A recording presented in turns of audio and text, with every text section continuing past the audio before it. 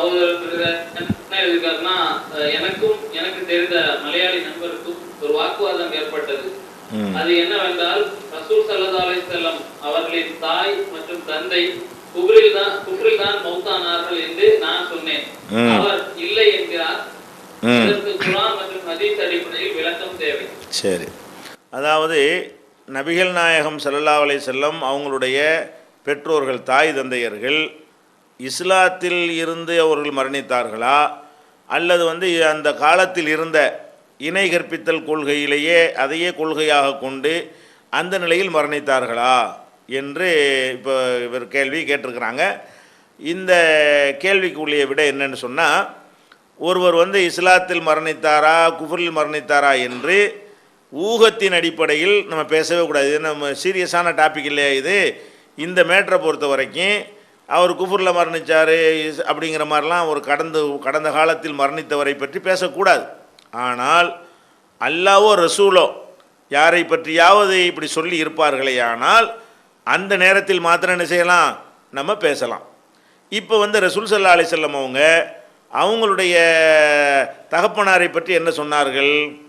ஒரு சஹாபி வர்றார், என்ன சொல்கிறாருன்னா, அவர் சஹாபினா அவர் இஸ்லாத்துக்கு வந்துட்டார்ல, அதனால் சஹாபி அவருடைய தகப்பனார் இஸ்லாத்துக்கு வரல. ஒரு சஹாபியுடைய தகப்பனார் நிறைய சஹாபிகள் அப்படி தான் இருந்தாங்க. அதில் ஒருத்தர் பர்டிகுலராக கேள்வி கேட்குறாரு. அவருடைய தகப்பனார் இஸ்லாத்துக்கு வரலன்ற உடனே ரசூலுல்லாஹ்ட்ட கேட்குறாரு, ஐநாபி, என்னுடைய தந்தை இப்போ எங்கே இருப்பார்? அவர் மூத்தா போயிட்டார், அவரை பற்றி கேட்குறாரு. இவர் எங்கே இருப்பார்னா அந்த சொர்க்கமா நரகமா அந்த அர்த்தத்தில் கேட்குறார். ஐநாபி, என்னுடைய தந்தை இப்போ எங்கே இருப்பார் என்று அவர் கேட்குறார். அப்போ ரசூல் ஸல்லல்லாஹு அலைஹி வஸல்லம் சொல்கிறாங்க, ஃபின்னார், உன்னுடைய தந்தை நரகத்தில் தான் இருப்பார் அப்படிங்கிறாங்க. அப்போ ஒரு மனிதருடைய தந்தை நரகத்தில் இருக்காருன்னு சொன்னால் அந்த மனிதரை பாதிக்குமா பாதிக்காதா? இந்த உலகத்தில் ஒருத்தர் கஷ்டம்னாலே நம்ம தாங்க மாட்டேங்கிறோம். தகப்பனார் கஷ்டம்னு சொன்னால் அவர் மறுமையில் நரகத்துக்கு போயிடுவார்னு சொன்னால் அது எவ்வளோ பெரிய பாதிப்பாக இருக்கும். அப்போ இந்த மனிதர் ரொம்ப அழுது கொண்டு என்ன செய்கிறாரு, திரும்பி போகிறார். பாப்பா தகப்பனார் அத்தா நரகவாசியாக இருக்கிறாரே, என்ன பண்ணுறது அப்படின்னு சொல்லி ஒரு பெரிய பாதிப்பு ஏற்படுத்தி என்ன செய்யுது, திரும்பி போகிறார். அப்போ ரசூல் ஸல்லல்லாஹு அலைஹி வஸல்லம் என்ன செய்கிறாங்க, ஒரு கூப்பிட்டு என்ன செய்கிறாங்கன்னு கேட்டால், என்னுடைய தந்தையும் உன்னுடைய தந்தையும் நரகத்தில் இருக்கிறாங்க அப்படிங்கிறாங்க. இன்ன அபி வ அபாக ஃபின்னார், என்னுடைய தகப்பனாரும் உன்னுடைய தகப்பனாரும் நரகத்தில் தான் இருக்கிறாங்க அப்படின்னு ரசூல் ஸல்லல்லாஹு அலைஹி வஸல்லம் சொல்கிறாங்க. அப்போ இதில் வழியை கூப்பிட்டு சொல்கிறாங்க. அவருக்கு தன்னுடைய தகப்பனார் மட்டும் நினைக்கிறாரு. அல்லாஹ்வுடைய மார்க்கத்தில் அதெல்லாம் கிடையாது. எங்கள் வாப்பா அந்த கொள்கையை ஏற்றுக்கிறாட்டா கூட அவர் அது நரகத்துக்கு தான் போவார், அதான் அதுக்கு அர்த்தம். இப்படி நபிகள் நாயகம் ஸல்லல்லாஹு அலைஹி வஸல்லம் தெளிவாக அதை சொல்லிவிடுறாங்க. இது ஆதாரபூர்வமான முஸ்லீம் உள்பட பல நூல்களில் இந்த ஹதீஸை நீங்கள் பார்க்கலாம். அப்போ இது தகப்பனாரை பற்றி இப்படி சொல்லிட்டாங்களா.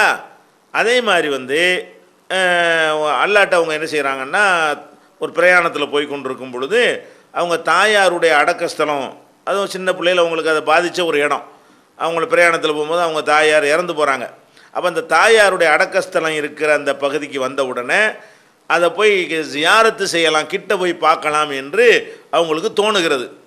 அப்போ தோணுன்னு என்ன செய்கிறாங்க, அதை கிட்ட போய் பார்க்குறதோட நம்முடைய தாயாருடைய பாவங்களுக்கு நம்ம மன்னிப்பு தேடணும், தாயாருடைய கபரை பார்த்த உடனே அவங்களுக்காக மன்னிப்பு தேடணும் என்றும் அவங்க மனசில் படுகிறது.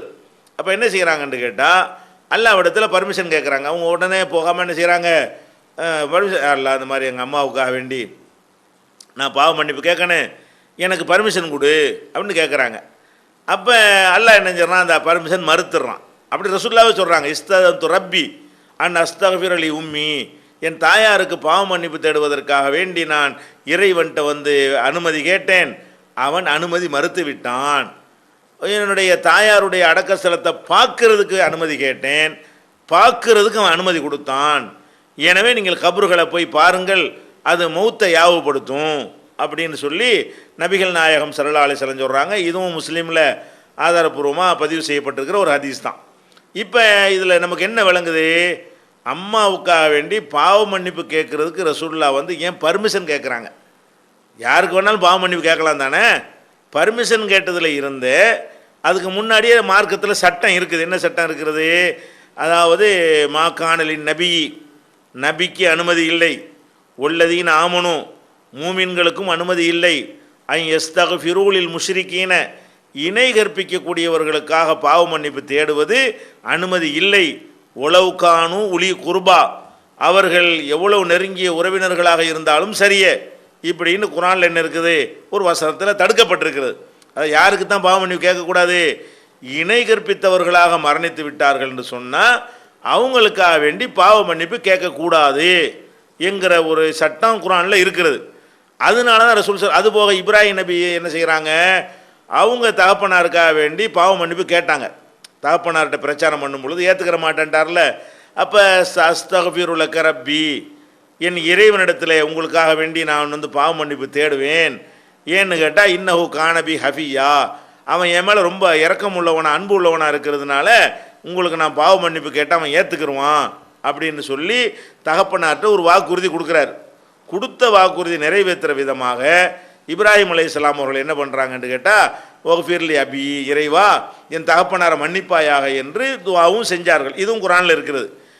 தகப்பனார்கிட்டையே உனக்கு மன்னிப்பு கேட்பேன்னு சொன்னாங்களே, அதுவும் குர்ஆனில் இருக்கிறது. மன்னிப்பு கேட்டாங்களே, அந்த என்ன வார்த்தையை சொல்லி கேட்டாங்களோ அதுவும் வந்து குர்ஆனில் இருக்கிறது. அதுக்கடுத்து அல்லாஹ் என்ன பண்ணுறான்னு கேட்டால் இப்ராஹிம் அலைஹிஸ்ஸலாம் வந்து அப்படி கேட்டதை வந்து கண்டிக்கிறான். எப்படி கண்டிக்கிறான்? அதுவும் குர்ஆனில் தான் இருக்குது. மாக்கான இஸ்திக்ஃபாரு இப்ராஹிம் அலி அபிஹி, இப்ராஹிம் தன் தந்தைக்காக பாவ மன்னிப்பு தேடினாரே அது வந்து இல்லா மௌஇதத்தின் வாதஹா ஈயாகு, அவர் வாக்களித்து விட்டார் என்ற ஒரு காரணத்திற்காக அந்த வாக்குறுதிக்காகத்தான் நடந்தது. ஆனால் வலம்மா தபையன அன்னஹு அதுவுல் இல்லா, தன்னுடைய தகப்பனார் அல்லாஹ்வுடைய எதிரி என்று தெளிவாக அவருக்கு தெரிந்த பொழுது தபர்ர மின்ஹு, அதிலிருந்து இப்ராஹிம் விலகி கொண்டார். அப்போ அல்லாஹ் நினைச்சான் எனக்கு எதிரி பார்த்துக்க கேட்காதன்னு சொன்ன உடனே விலகி கொண்டார்னு அல்லாஹ் சொல்லி காட்டுறான். அப்போ இப்ராஹிம் அலைஹிஸ்ஸலாத்துடைய நமக்கு முன்மாதிரி இருந்தாலும் அவர் தகப்பனாருக்கு பாவ மன்னிப்பு கேட்டது அது தெரியாமல் செஞ்சிட்டாரு, அல்லாஹ் கண்டித்தவனே விலகிட்டாங்கன்னு வருது. அதே மாதிரி வந்து இப்ராஹிம் நபியிடத்தில் உங்களுக்கு அழகான முன்மாதிரி இருக்குன்னு நல்லா சொல்கிறான். எப்படி ரசூல் ஸல்லல்லாஹு அலைஹி வஸல்லம் அவங்கள்ட்ட முன்மாதிரி இருக்குது என்று சொல்லுகிறானோ அதே மாதிரி அல்லாஹ் என்ன சொல்கிறான்னு கேட்டால் லக்கது கானலக்கும் உஸ்வத்துன் ஹசனத்துன் ஃபி இப்ராஹிம வல்லதீனமாகு, இப்ராஹிம் இடத்திலும் அவரோடு இருந்த மக்களிடத்திலும் உங்களுக்கு அழகான முன்மாதிரி இருக்கிறது அப்படின்னு சொல்லிவிட்டு, ஆனால் எல்லாத்துலேயும் முன்மாதிரி நினச்சிடாதீங்க. இல்லா கவுல இப்ராஹிம லா அஸ்தக்ஃபிரன்ன லக, இல்லா கவுல இப்ராஹிம் அலி அபிஹி லா அஸ்தக்ஃபிரன்ன லக, உனக்கு பாவ மன்னிப்பு தேடுவேன் என்று தகப்பனாரிடத்தில் அவர் சொன்னாரே அதில் தவிர மற்றதில் உங்களுக்கு முன்மாதிரி இருக்கிறது. அவர் பாவ மன்னிப்பு தேடினார்னு நீங்கள் பாவ மன்னிப்பு நீங்களும் தேடக்கூடாது, அதில் முன்மாதிரி கிடையாது.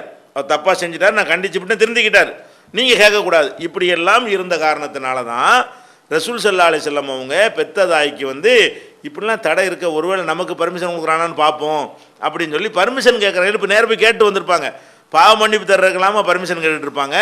எத்தனை பேருக்கு பாவ மன்னிப்பு கேட்டாங்களே பர்மிஷன் கேட்காமலையே, அதுக்கு பர்மிஷன்லாம் கேட்க தேவையில்லை. ஆனால் பர்மிஷன் இது கேட்டாங்க, அது கூடாத ஒன்று என்று சொல்லப்பட்டிருக்கிறதுனால ஒருவேளை நமக்கு பிரத்யேகமாக அல்ல அனுமதிச்சாலும் அனுமதிக்கலாம் என்று நினைத்து கொண்டு அவங்க அனுமதி கேட்டாங்க. இறைவன் மறுத்து விட்டாங்க. மறுத்தா என்ன அர்த்தம்?